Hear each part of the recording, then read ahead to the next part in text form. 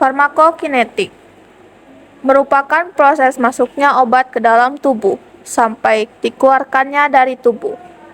Yang termasuk ke dalam proses farmakokinetik adalah yang pertama, absorpsi, yang kedua, distribusi, yang ketiga, metabolisme, dan yang terakhir adalah ekskresi obat.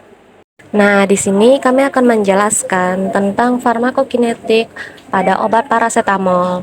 Tahap pertama proses farmakokinetik itu adalah absorpsi.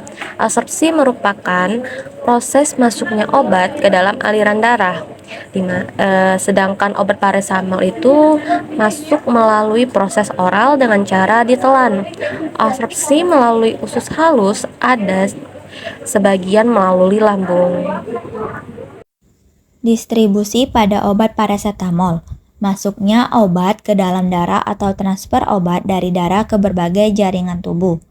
Konsentrasi obat dalam waktu 10-60 menit pada tablet biasa dan 60-120 menit untuk tablet lepas lambat.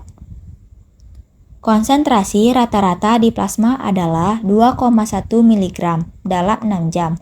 Dan kadarnya hanya dideteksi dalam jumlah kecil setelah 8 jam.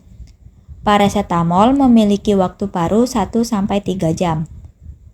Parasetamol memiliki bioavailabilitas yang tinggi, sekitar 25% parasetamol dalam darah diikat oleh protein. Metabolisme pada obat parasetamol. Proses mengubah obat agar lebih larut air dan dapat dikeluarkan dari tubuh larut dalam lemak, kemudian larut dalam air. Melalui proses glukuronidasi dan sulfasi menjadi konjugat non-toksik. Sebagian kecil parasetamol juga dioksidasi melalui enzim sitokrom P450 menjadi metabolik toksik berupa N-asetil P-benzoquinone atau NAPQI. Pada kondisi normal, NAPQI akan dikonjugasi oleh glutation menjadi cysteine dan konjugat asam merkapturat.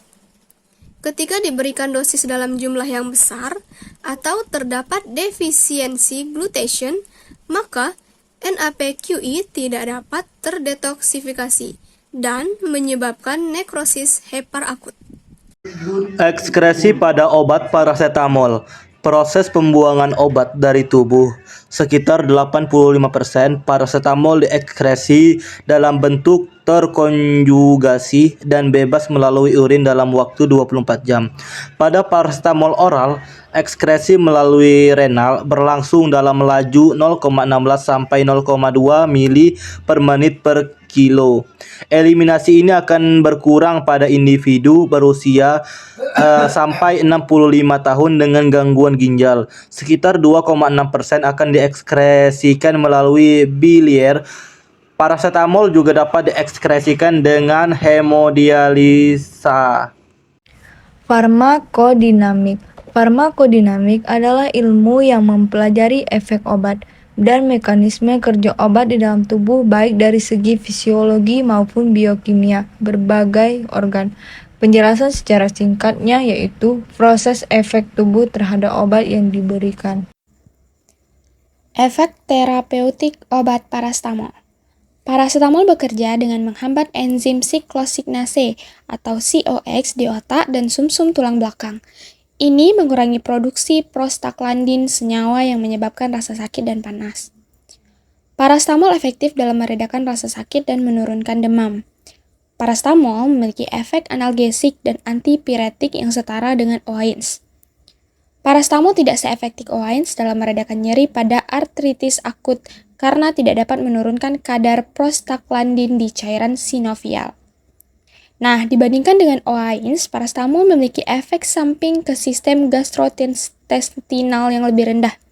Oleh karena itu, parasetamol dapat digunakan untuk mengurangi nyeri pada pasien dengan riwayat ulkus peptikum. Efek samping tipe A. Efek samping tipe A terkait dengan dosis yang tinggi atau penggunaan jangka panjang dari parasetamol. Ini dapat menyebabkan kerusakan hati serius atau bahkan gagal hati, terutama terjadi ketika dosis melebihi rekomendasi atau jika ada faktor resiko lain seperti penggunaan alkohol berlebihan. efek samping tipe B, yaitu reaksi obat yang tidak dapat diprediksi. Nah, efek samping tipe B dari obat ini yaitu memang jarang terjadi dan termasuk reaksi alergi, seperti gatal-gatal, ruam kulit, atau pembengkakan wajah dan bibir. Meskipun kasus-kasus ini jarang, mereka memerlukan perhatian medis segera. Efek toksik. Dalam dosis yang tinggi atau overdosis, parasetamol dapat menyebabkan kerusakan serius pada hati dan bahkan bisa fatal jika tidak diobati dengan cepat. Kondisi ini dikenal sebagai keracunan parasetamol. Penting untuk selalu mengikuti petunjuk dosis yang diberikan oleh dokter atau yang tertera pada kemasan obat. Dan jika Anda mengalami efek samping atau overdosis, segera hubungi profesional kesehatan atau pusat pengendalian racun setempat.